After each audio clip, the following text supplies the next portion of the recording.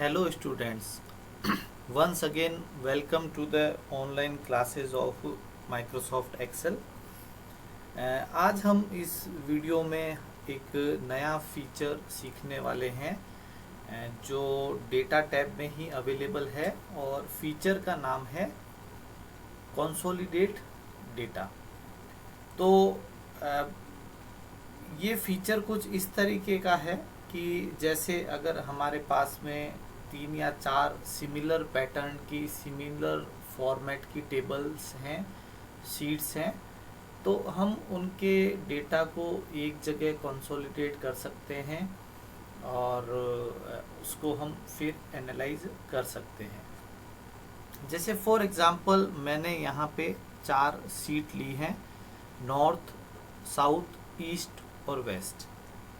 और मान लीजिए किसी कंपनी का डेटा है, सपोज कि उन लोगों ने operating expenses, marketing, production, CSR, salary और ट्रैवल पे जनवरी, फरवरी, मार्च और अप्रैल में कितना टोटल स्पेंड किया, एक्सपेंडिचर किया, खर्चा किया। और ये देखिए, ये साउथ का है उसी कंपनी के लिए, ये ईस्ट का है और ये वेस्ट का है। अब हम एक नई शीट पे चलते हैं और आप यहाँ पे देखिए डेटा के अंदर ये ऑप्शन अवेलेबल है कंसोलिडेट डेटा।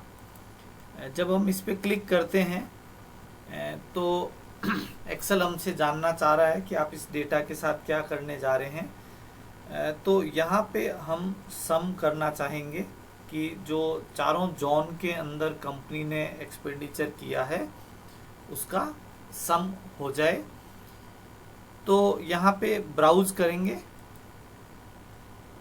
सॉरी हाँ, हम यहाँ पे इस पे डाउन एरो पे क्लिक करेंगे और नॉर्थ वाली सीट पे जाके सबसे पहले हम बताएंगे कि A1 से लेकर और E7 तक का डेटा हमको नॉर्थ के लिए सेलेक्ट करना है। अब आप उसको ऐड करवा दीजिए। once again now we are moving to the second sheet, that is south। और मैं हमेशा से बोलता हूँ कि एक्सेल इंटेलिजेंट है, उसने डेटा सेलेक्ट कर लिया है कि साउथ सीट पे भी आपको A1 से E7 तक का डेटा रिक्वायर्ड है। हम इसको भी ऐड करवा देंगे। अब हम एक बार जाएंगे ईस्ट वाली टेबल पे। अब आप देखिए डेटा सेलेक्टेड नहीं है, तो हम इस डेटा को सेलेक्ट कर लेते हैं और इसको ऐड करवा देते हैं। और अब हम एक बार जाएंगे वेस्ट वाली टेबल पे और डेटा को सेलेक्ट कर लेंगे और हम उसको ऐड करवा देंगे। अब हम एक बार क्रॉस चेक कर सकते हैं कि ईस्ट, नॉर्थ, साउथ और वेस्ट सब में A1 से लेकर E7 तक का डेटा हमने ऐड कर लिया है। और हमारी जो टॉप रो है उसमें हेडिंग्स हैं और लेफ्ट कॉलम में हेडिंग है, तो ये हमने टिक कर दिए हैं।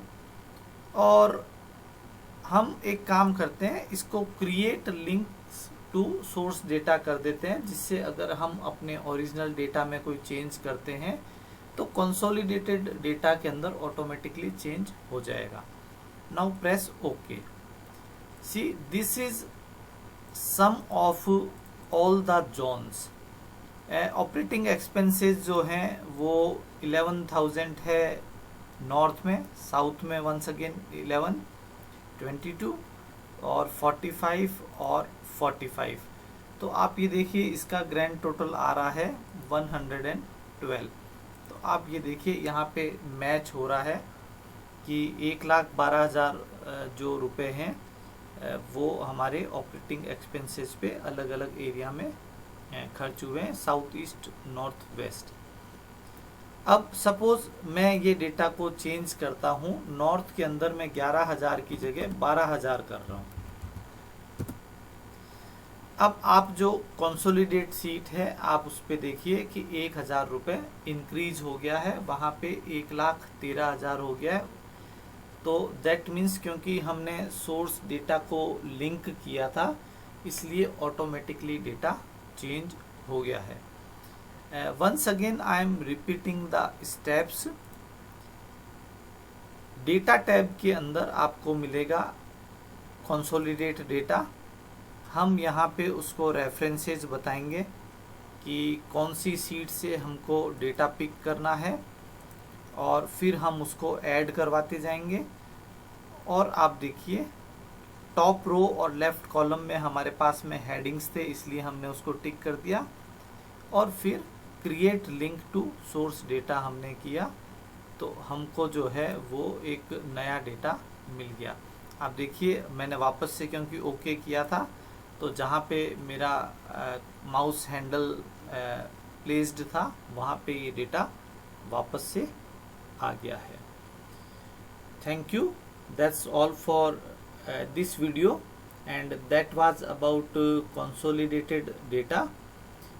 आप और भी जो लोग एक्सेल सीखना चाहते हैं या MS ऑफिस के फीचर्स सीखना चाहते हैं, उनको हमारे चैनल के बारे में बताइए, हमारे चैनल को सब्सक्राइब कीजिए और वीडियोस को ज़्यादा से ज़्यादा लाइक और शेयर कीजिए। Thank you.